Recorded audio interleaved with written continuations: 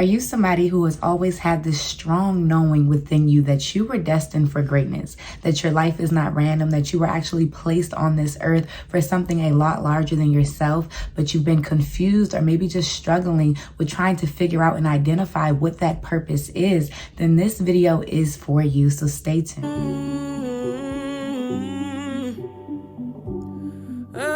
What's up, y'all? Welcome back to my channel. My name is Krista. If you are new here, I am a follower of Christ, a lover of all things faith and self-development. That is my ministry. That's my niche, to promote healing, growth, and transformation, ultimately to help you win and thrive in your kingdom assignment. So let's just go ahead and jump into today's video. We are talking about the key to purpose. Now, I want to go ahead and give a quick disclaimer. I do not look at purpose as some end-all, be-all type of thing, but more so multifaceted. And the reason why I say that is because I believe that every season of our life has purpose, that no matter where God has you at, there is purpose attached to that season.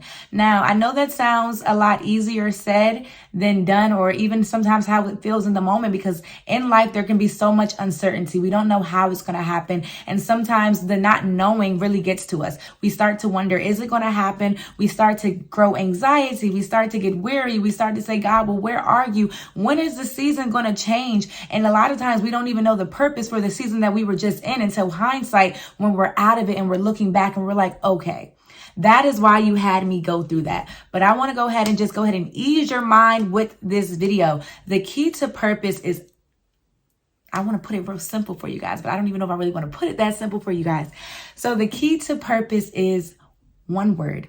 It is to surrender. Okay, so as I begin to really just meditate on this topic and really just go deeper within it, I realized that these last 3 years of my life, ever since God has called me to be in direct relationship with Him, that I have lived a total life of surrender, that my life truly no longer was my own, but I was surrendered to His will and I was surrendered to His process for my life. And it really started because I had a hunger. I had a desperation for more. I began to get really curious about what this life truly is and who I am truly supposed to become and how I can become her. I had truly a hunger and a passion and a drive to just be a better person, to just unlock the potential that I knew was on the inside of me. I don't know if you are somebody like me, but ever since I was a little girl, I always had this fear of living an average life. And what I mean by an average life is, so growing up, I used to hear from my family, there's one or two ways that you can do this. You can end up on welfare and you can try to make it through that, or you can go through the process of getting a government job, having just enough so you can take care of your family and living just that average life. And honestly, that used to terrify me. It used to put so much fear because I just had this knowing. I didn't know what it was as a little girl because I was probably 8.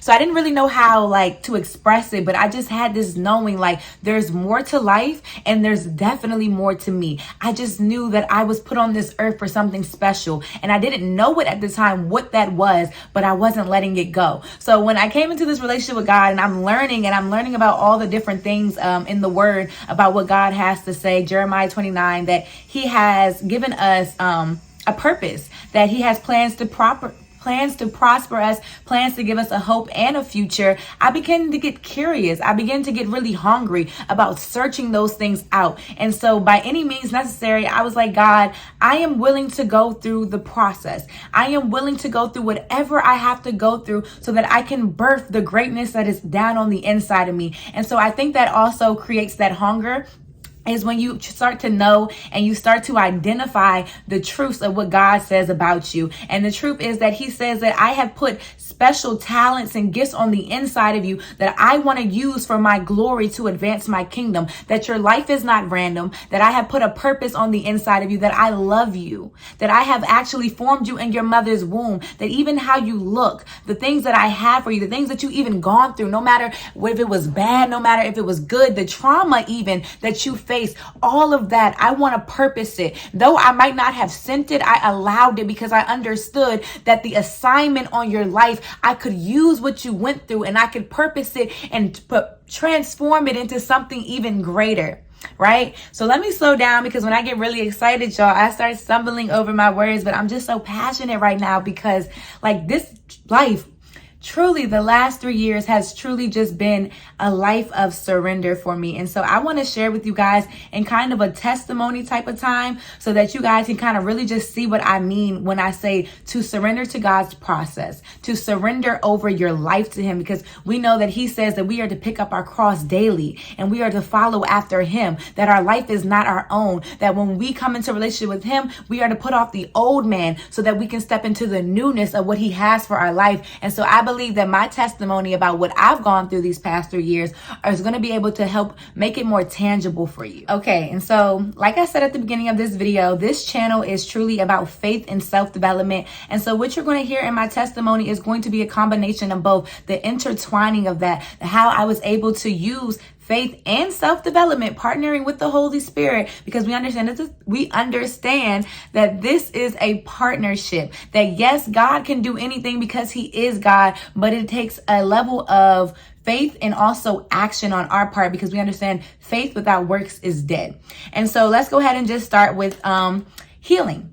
When I first came into my relationship with God, it was 3 years ago. I was fresh out of an abusive relationship. I was in college still. I was the life of the party back at the time. I was always high, always drunk, living deep into sexual immorality, literally just suffering from a lot of depression, a lot of anxiety, a lot of fear. I didn't know what I wanted to do in my life. A lot of the times I was depressed because I'm just like, what's going to happen to me? I don't have what I thought at the time. I don't have any gifts. I don't have any talents. Like, what am I going to really make of my life? I'm really not passionate about anything that I'm majoring in. I didn't change my major 3 different times, and I'm just feeling so defeated. That was probably the most defeated I've ever felt in my life. And I also had a son. Okay. And so I knew, like, okay, I thought I was failing as a mother as well. And so you can imagine the pressure that I just felt in that moment. And so when I first came into a relationship with God, he called me in my car, and it was when I was smoking and I was listening to NBA Youngboy, because he was really the one that helped me during that time. Cause like, yeah, it was a lot of pain talk. And I'm like, I relate to that. And I remember I just cut the music off. I was even listening to the spoken word by Rena. And she really just spoke to my pain in a way that I can't even begin to explain. But she was phenomenal in my healing journey.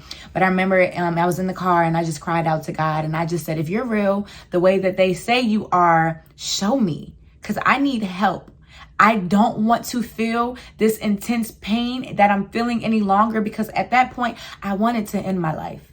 I didn't want to be there no more. But I knew I had to live for my son. I knew I had to live, because if I end my story here, who knows what I could have become. And so I just cried out, and God has been so faithful. So really, I get teary-eyed when I think about it, because I love God so much because of what he brought me through, and just like how he has been so faithful and so loving in my life. And I get teary-eyed when I think about it, y'all. And so I remember that was me surrendering in the car when I said that I was surrendering to the coping mechanisms that had helped me survive up until that point. The drinking, the smoking, the partying, the sleeping around, all of those things that had given me a false sense of security that didn't last, but only for a moment. I had surrendered myself to all of that. And I said, God, show me. What can I make of myself? What can come from this? And so God was really faithful to really just hold my hand through that process. And so what I had to do, this is a self-development moment. I had to put aside all of the things that I used to use to cope with, and I had to sit with it. I had to sit with the feelings of depression. I had to sit with the feelings of intense sadness, and I had to just say, like, okay, I'm alone. And during that time, God had stripped everybody from my life. I had lost my group of friends from college. I had lost the relationship that I was in. I had lost my guy best friend who had meant so much to me at the time. We're actually best friends still now. So God had actually brought him back. But in that season, he had to be removed. And so all of these people were leaving my life. It just felt like everything was falling apart even more. But I was just like comfortable with sitting with it, because I had God in that moment. And so for the first time in my life, I'm alone, but I didn't feel all the way alone. And so I had surrendered. And so I had sat with it. And in that moment of sitting with it, I was able to connect the pieces. I was able to ask myself the hard questions. Who was I that I allowed myself to stay with a person that abused me? It was no longer about being a victim, but it was about actually holding myself accountable about where I was in my life and the type of person that I was that would allow me to stay with a man such as that. And it was in that moment that God started to reveal to me that I had suffered from abandonment issues, that I had suffered from rejection, that I had low self-esteem, that I had insecurities that had run so deep, and I was able to really point it back to childhood. Me and God had really worked together in that season of my life to connect the pieces to so much that when I was younger and I didn't feel like I got the love from my parents at this age, that when I was in school and I faced bullying and I went through all of this stuff, through molestation, through rape, all of these different things, I was able to connect the pieces why I used to feel so unworthy.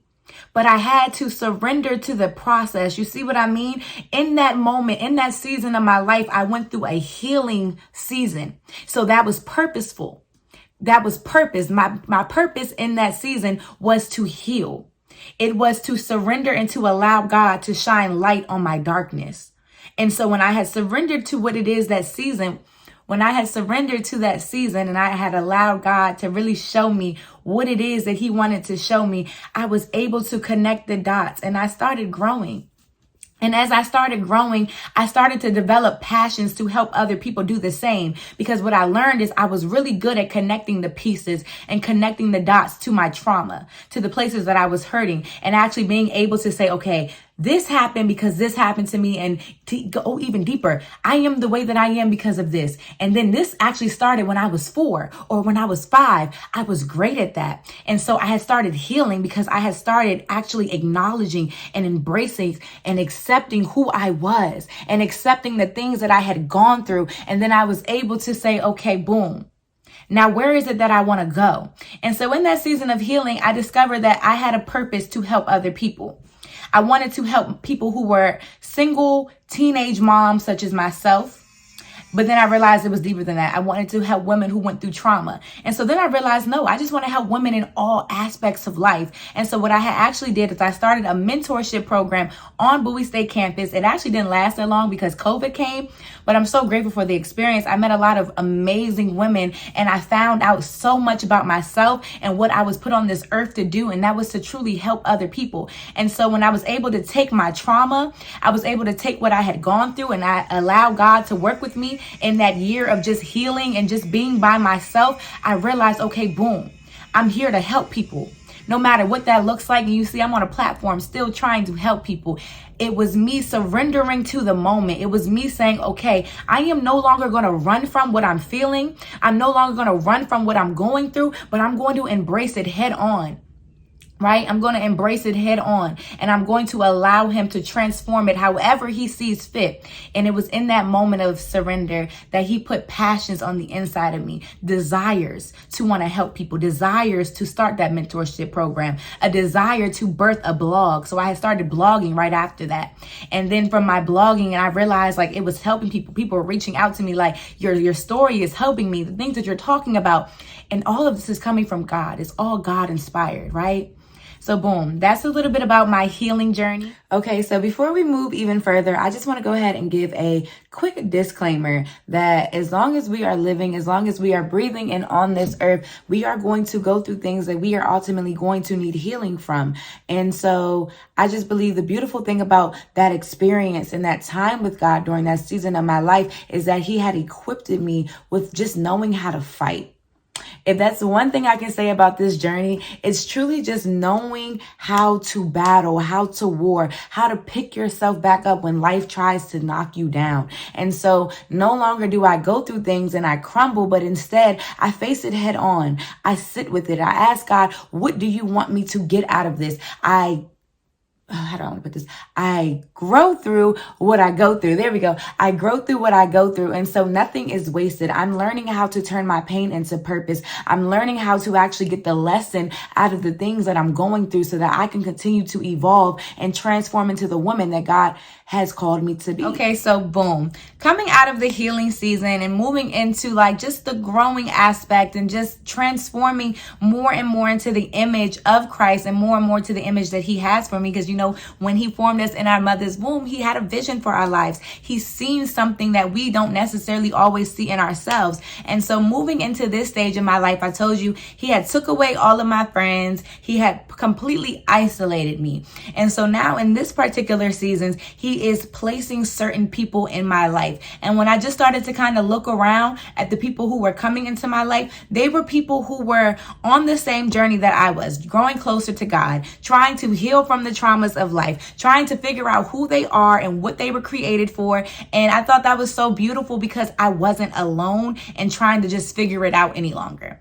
I now had people who I could do Bible studies with, search out scriptures with, ask questions with, and they were able to hold me accountable to the things that God was doing in my life and the areas that I said that I wanted to grow in. So in this season, it was no longer about life just happening to me, but it was about becoming intentional on my steps, becoming intentional on the things that I'm listening to, becoming intentional on the places that I'm going, becoming intentional on the conversations that I'm having. It's about actually taking control of my life. And so at one point on Instagram, I had put my Instagram that I am the co-creator of my reality, because yes, I have a creator who is knowing of all things, but I also know when I partner with him that I have a role to play in this, and that it is not totally on him, that he cannot make me do anything, that it is still up to me to do the work and to do whatever is necessary so that I can birth this thing. Because y'all, it's heavy. When you carry a certain weight of glory, this thing is heavy. Sometimes it is so heavy that you realize that your environment is not conducive to what it is that is on the inside of you. So God will continue to move you from spaces and from places and continue to reposition you, because at the end of the day, this is about his glory. This is about bringing heaven here onto earth. And so when you say yes to God and you say, yes, I want you to use me any way that you see fit, you forfeit your will. You forfeit how you feel like it should look like and what you want to do. And you say, whatever it is, whatever the process has to be, I am surrendered to it fully. I might not like it all the time, but I understand that as I continue to grow with you, my desires and the things that I want from my life are going to continue to align for what it is that you have for me. And that is truly how my life has gone. When I first started college, I thought I was going to be a nurse. Then I thought I was going to be a forensic science major. And then from there, I thought maybe I would do social work. And so I had all of these plans. But when I said yes to God, literally my life it got really chaotic. That's what I can say. But that's the process. The process is allowing him to disrupt everything in your life so that he can reposition it how he has always envisioned your life to be. So that was my yes. So everything went chaotic. I have graduated, but now I'm just trying to figure out, okay, so what's next? Because I don't want to do the things that I wanted to do. I'm not passionate about that no more. What I'm really passionate about is creating a coaching program so that I can help other people thrive in their kingdom assignment. What I'm really passionate about is having a mentorship program on a larger scale so that I can help people who necessarily didn't have the resources or have the background of just being able to believe in themselves, to have that confidence, to have that boldness, to understand that there is more placed on the inside of them. That's what I'm passionate about. That's what I'm passionate. And I know those passions didn't come from anywhere. I know that he has given me those passions so that I would be able to do the things that is going to get me closer to where it is that he wants me to go. And so if you go through my videos, I also have a video on that. I think it was titled, I know it says prophetic vision, and it was about me standing on the bridge where I wanted to be and where I used to be, and then it being a gaping hole of where it is that I'm going. I don't know how I'm going to get there. It was just a big gaping hole. And God is just saying, can you trust me? Can you trust that I am faithful enough to bring you through the process and the journey that is going to get you to the other side of where it is that I said and where it is that I have shown for your life, which is that coaching program, which is that which is the mentorship program as well. And probably so much more, not even probably, I know so much bigger than what I can even think or imagine in my own mind, because God only gives us a glimpse. All he needs is our yes. He'll show you a glimpse. And if you say yes, he will literally do exceeding and abundant beyond all that you can ask for. And that is what I believe with my whole entire heart. And so I can be surrendered to the process. I understand that also. So, boom, we talked about people as well. We talked about process, but I also want to talk to you about patience. We live in a world where it's instant gratification. So we want everything now. Because we see when we look online, it looks like people are overnight success. We don't see the process and the journey that they go through. We don't see the people they had to let go and the people that had to come into their life and the timeline that it actually happened in. All we see is that it happened for them. And so we want everything now, but God is a God of patience. He doesn't operate on our time. So also being able to surrender your timeline is very important. To say no matter what it looks like, no matter how long it takes, I am committed to this journey because God works on your heart. Before he can do a thing through you, he has to do a thing in you. So he knows the process that he has to take you on in order to be able to get you to a place where he's saying, okay, now you are ready to be used, because he has to develop the fruits of the spirit within you. And one of those fruits is patience. Patience is vital. I have realized, like, most people probably give up on this journey, I feel like, because God takes them through a series of events to continue to prune them. We say we want patience, and then he puts us in an environment where we have to have patience. We say we want to grow, and we say we want to be a better person. So he puts us in environments that's going to challenge us to show up different, to speak different, to have different conversations, and to treat people differently, right? We say we want to be a person of integrity. So we're put in environments where we have to choose between, am I going to lie to get this job, or am I going to be truthful? Am I going to lie? Okay, I can give so many. That was actually from my own life, y'all. I had a chance where I could lie on my resume and I can get a job. But when I told God I wanted to live a life of integrity, I understood what that meant on a larger scale. To somebody, that might look like nothing. Like, okay, what's the big deal? You're lying to get a job. Everybody does it. But if I say I want to live a life of integrity, he's going to hold me to that. So that is me surrendering and saying, not my will, but your will be done in my life, right? If this job is for me, it's going to happen. I don't have to lie about it. So I'm going to hold my end of the bargain. I'm going to be truthful. I'm going to be honest, right? And so that's just a practical example. But being able to just be patient in this process, because sometimes the waiting seasons can get hard. I'm not going to lie. That's why I have been dropping a lot of videos on encouragement to just waiting for the seasons to change, waiting to see the manifest promise of God, waiting to see his hand actually move in your life. There is a process and a journey, and sometimes the waiting season can just feel like, is it ever going to happen? I've definitely been there. I've had those questions, and God has had to really deal with me on that particular topic. And so just developing patience within me has been able to really just kind of release the anxiety and the tension in my life, and being able to just be present a lot more and enjoying where I'm at, because at the end of the day, I know that his promise is he's good for it. If there's one person who I know is good for it, it is God himself. I promise you, the reason why I love God so much is because I have experienced disappointment and let down, person after person, situation after situation in my life. And the one person who has never let me down, who has been so faithful to me, who has shown me love beyond human comprehension, because as humans, we love with condition, but God's love is unconditional. He loves me in a way that I have never been loved before. So I know he's good for it. So I can sit through the process and I can continue to allow him to shed some things off of me. Because he knows when I'm going to be ready for the blessing. Only he knows when I'm going to be able to actually handle the things that I'm really praying for. And so I trust him to take me through a series of events. And I have a patience enough to go through these series of events and not grow weary, but to continue to lean on him, continue to press forward, to continue to get up every single day. No matter how many times life tries to knock me down, I'm going to get back up, because at the end of the day, I know where it is that I'm going, so I can weather the storms of life. You feel me? All right, I got a little excited right there. But if you feel me, you feel me. And so the key to purpose is truly surrender. Surrendering your will, surrendering your emotions, because I know how easy it is to live a life of emotions, from emotions, because I used to do it. I still sometimes do it. Like, God is still working with me on that.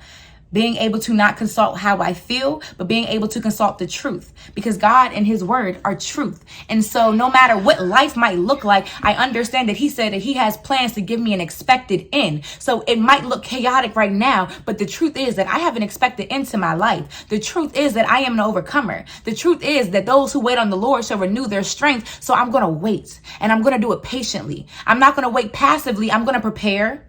I'm going to continue to have gratitude. I'm going to continue to give thanks and praise and worship, because he's good for it. And so at the end of the day, I'm not praising him about what it is that he can do for me. I'm praising him because who he is. right? That's truly about the heart posture that God wants you to get. It's not about anything that he can do for you. He can do it easily. That's not a problem for him. The real tea of the matter is getting you to a place where your heart is, I love you with all of my heart, all of my soul, and all of my mind. No matter what happens, my love for you is unconditional. That's what the greatest commandment is. He said the greatest commandment is to love the Lord your God with all of your heart, all of your mind, and all of your soul. And so I hope that this video was helpful for you. Make sure you go ahead, like, comment, and subscribe. Follow me on Instagram. If you have any questions, do not hesitate to shoot me a DM. I will see you guys in the next video. Take care.